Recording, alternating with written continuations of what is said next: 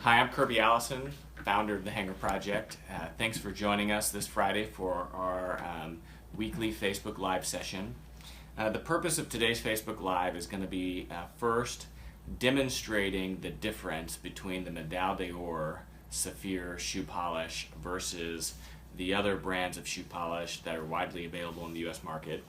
And then second, talking a little bit about the importance of color matching, since Saphir Medaille D'Or does have 13 different types or 13 different colors of cream shoe polish. So first, everyone asks, is there a real difference in the quality of the Saphir Medaille D'Or shoe polish? And the short answer is absolutely yes.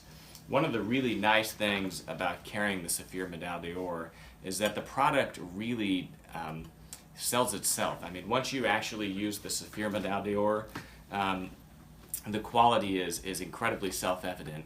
And the big difference between Saphir Medaille D'Or and the other brands of shoe polish widely available on the market like Lincoln, Kiwi, or Meltonian is that the Saphir Medaille D'Or really uses the same formulation that was used in all shoe polishes 50 years ago.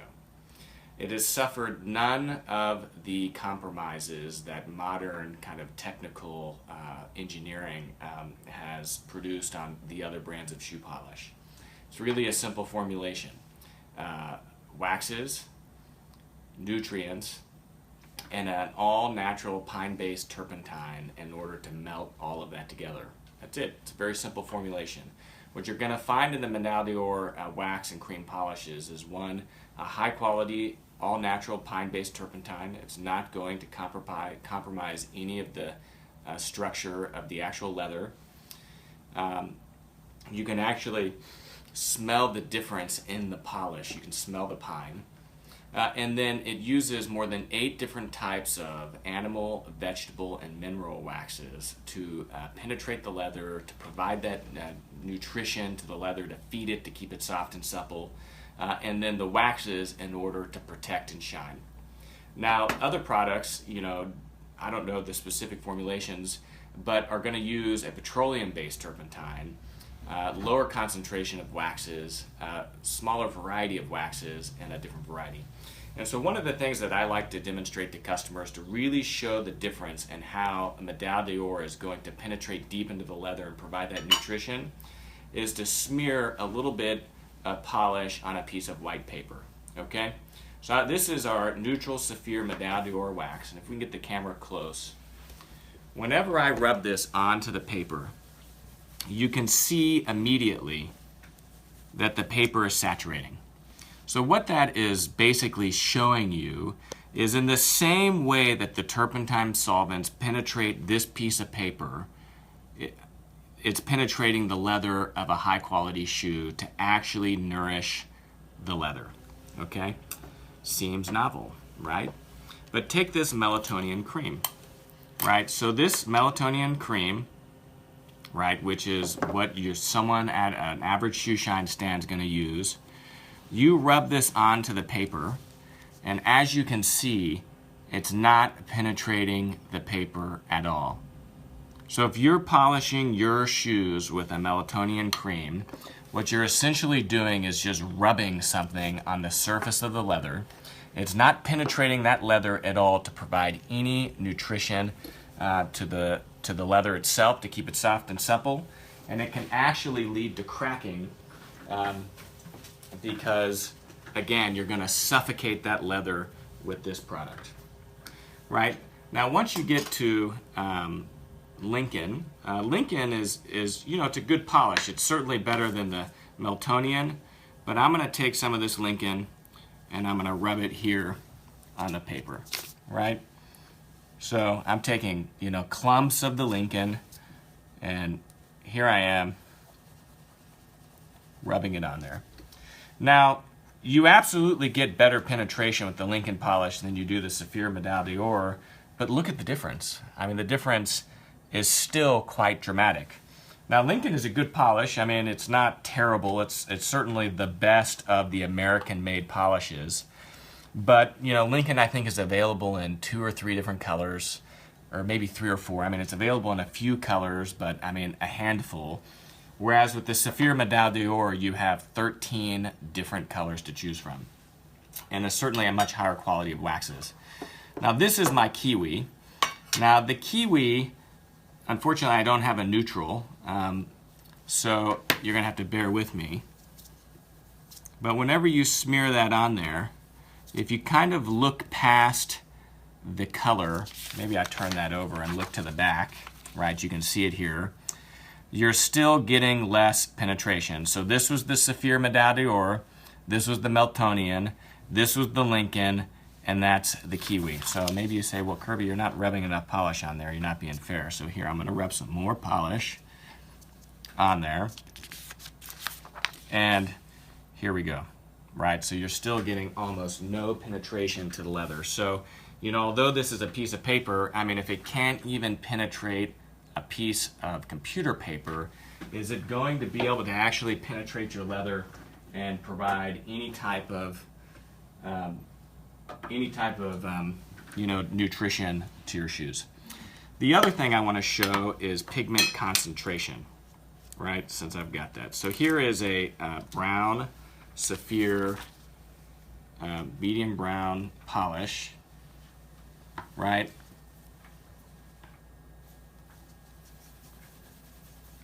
Well, I think that is a light brown.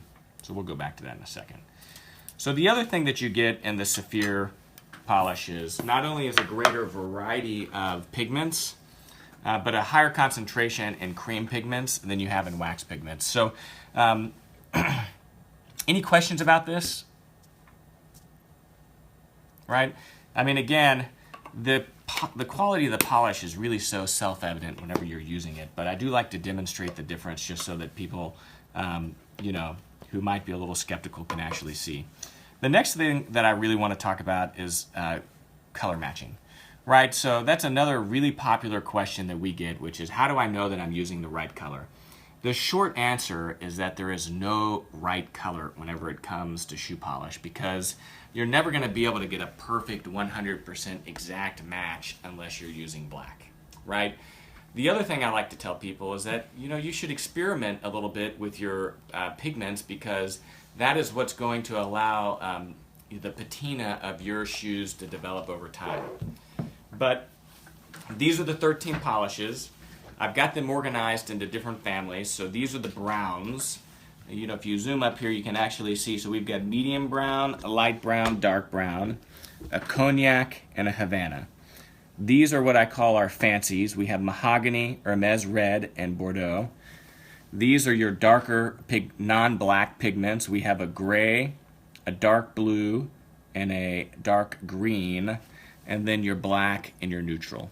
Now, one of the things to keep in mind is that you can use neutral and mix it with any of these polishes to lighten the pigment if you want to do that, which is something that you can absolutely do.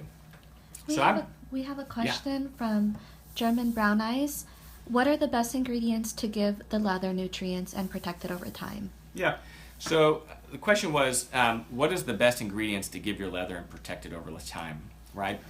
So, you know, there's a lot of different ingredients that you can use with the shoe polish, but it's, you know, the shea butter, the, you know, what are the different ingredients? You know, the shea butter is something that we have in a lot of this. You know, the soft animal waxes that are included, again, are going to penetrate and hydrate that leather. You know, some mink oils are also going to help hydrate that leather. Anything that is going to help, again, hydrate that leather, keep it soft and supple, is what's going to prevent cracking and help reduce creasing over time. So let's just start here with our browns, right? So we have light brown, medium brown, dark brown, and then let's use Havana or tobacco.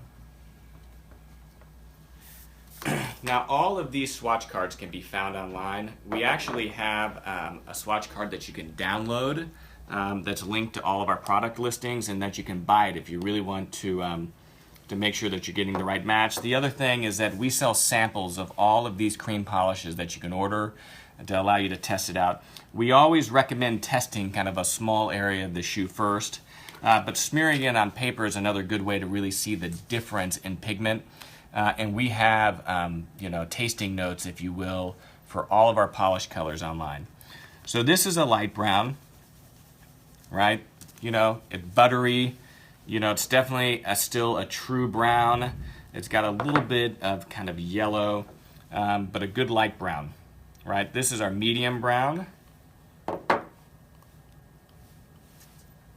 right? So once you get to a medium brown, this is a pretty dark brown. For other polishes, honestly, the Saphir Medaille D'Or medium brown could be a dark brown in other brands. Once you get to the true, maroon fonts, as they say in French, or the dark brown, you're almost honestly at a black. So, it takes dark brown to a whole new level. That is a very dark brown. Honestly, if you're viewing this right now on your phone, you may not even be able to tell the difference between that dark brown and a black.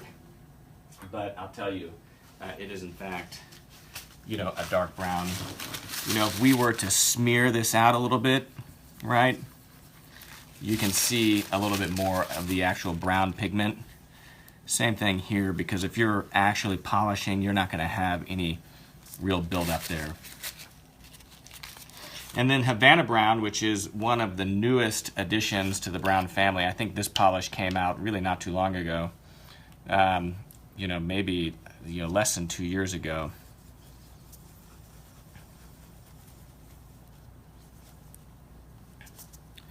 There's less butter in the Havana Tobacco Brown than there is the medium brown or the light brown, if you can see that. Right? So it's important to kind of understand kind of how these polishes are different. These are just the browns, right? There's 5 of them. The last one is the cognac, right, which has a little more red in it. I'm going to smear that here. Right? So, again, it is not as dark as the Havana or the dark brown. It is in strength more consistent with kind of a medium brown. Honestly, maybe in the middle of the medium brown and the light brown. But these kind of secondary notes that you have of kind of the red and the earth that you get in the cognac, you don't get in any of these other polished colors. So those are the browns, right? Another one of my favorite colors is the, let me just write this down so you guys can see it. This is the cognac. This is going to be the Bordeaux. And then we'll do Hermes. And then the mahogany. Right? So once we get into this next family of polishes, which is the Hermes Red, the mahogany, and the Bordeaux, we really are now getting into our fancy colors, right? So these are shoes that really exemplify what I think is offered in the Medaille D'Or collection of polish, which is the variation in pigment. If you go, to your Nordstrom's down the street, you're never going to find a pair of shoes that are in a burgundy. But if you're having shoes made, you're buying from Cleverly or Gaziano or Lob, any of the real true luxury shoemakers, you're going to find them actually making shoes in these beautiful colors. So as you can see, this comes out and it's actually quite purple, right? But it's a beautiful, beautiful purple. And on a pair of shoes, it's a little bit lighter on a piece of paper than it would be shoes. You get a really deep, rich kind of purple to it. And I can actually pull a pair of shoes real quick. I've got all my shoes I've been polishing back here. But these are my bespoke Cleverleys, right? So, I don't know. I don't know if I'd use a burgundy. I'd probably use a mahogany on that. So this is, as you can see, it's got some purple in it. I could use it, but I don't know. So let's do Hermes Red next. I just smeared it all over the can. That's great. So again, for my friend Ignatius Joseph in Germany, This is the color that he would use for his red shoes. As you can see, very red. Beautiful color. I don't actually believe I have a pair of shoes that I own that would use that, but again, that's the beauty in the Saphir Medaille D'Or, is that we get these really kind of obscure pigments. The other thing that that I always say is that you don't have to have a pair of red shoes to use the Hermes red. You can use it on a pair of brown shoes and a pair of black shoes, to really introduce alternate pigments and to develop kind of your own home patina program. The beauty of using polishes to patina versus dyes is that it's not permanent. If you're ever unhappy with the color that you produce, just take some Reno Matte to it and rub it off. So this is the mahogany. As you can see, a really deep, rich red compared to the Hermes red, which when you look at that is a little bit more pink. So again, completely different polishes. If I wanted to darken this shoe, I could easily introduce a little bit of mahogany and kind of, begin to kind of antique. That's the Hermes red. This is the mahogany. So if I wanted to begin kind of antiquing this shoe, once I rub it in, it's not going to be completely saturated, right? I mean, none of these polishes are like paint. And then once you buff it off, it's going to reduce even more, but it's going to kind of evolve that over time. So we'll set this aside, we'll let that dry, and then we'll kind of see how that works. We have one question. Yep. What would you recommend for the Allen Edmonds bourbon color? Bourbon. So it's a good question. I don't know the Allen Edmonds bourbon right off the top of my head. You're more than welcome to email customer service with any photographs of your shoes, and we're always happy to make a recommendation.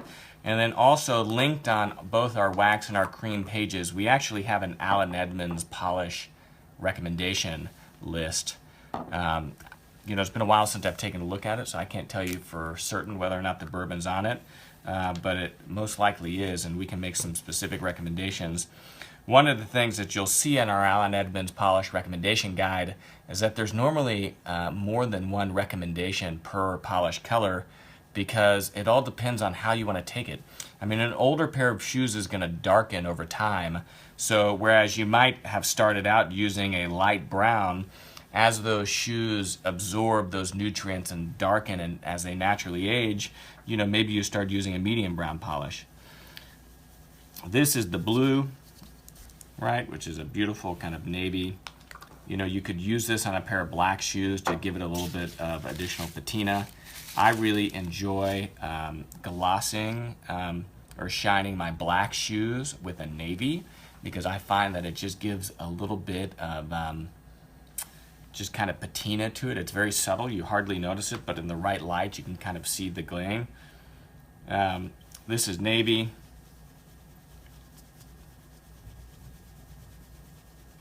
Which is kind of a proper neutral. And then we are only missing the dark green. Right, and then black and neutral.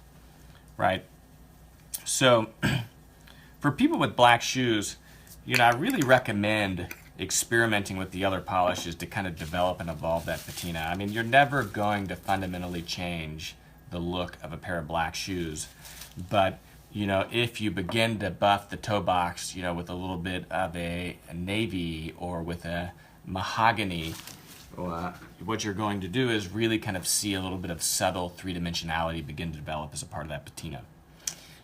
Neutral. A lot of people ask us about neutral.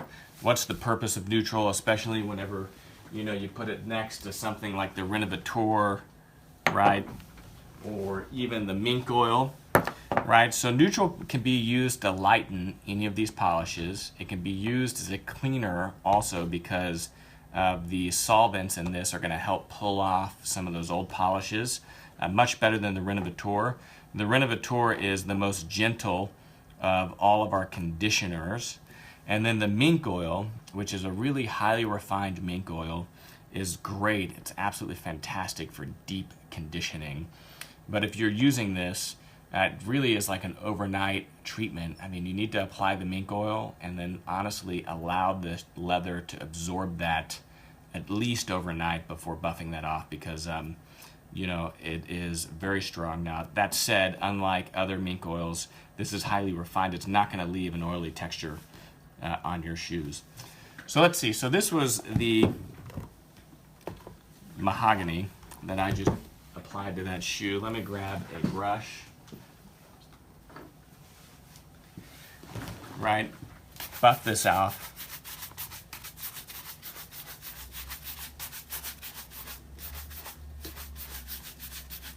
And then let's see if we can kind of make out some difference, right?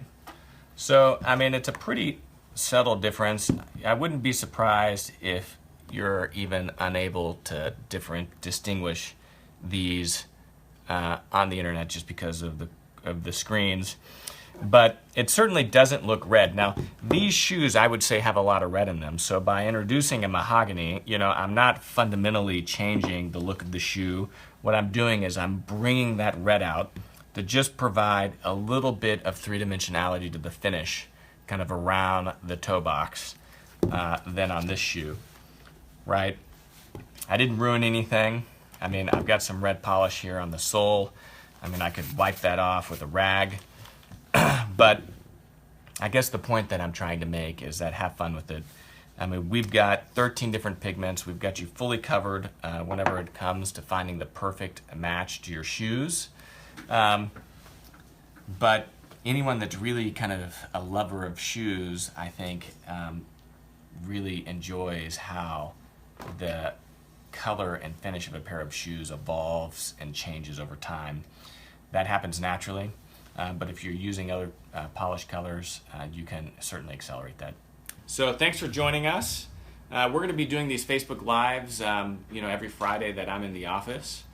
We also have extensive shoe shine guides that are up on our website, hangerproject.com. You can visit our YouTube channel, youtube.com/hangerproject, to see our extensive list of guides. If you have any questions that you would like us to talk about in one of our Facebook Lives, please email us at shoeshine@hangerproject.com or just reach out to customer service. We'll be posting this online afterwards. You're welcome to follow up with more questions in the comments box. We're always happy to answer those. And thanks for joining us.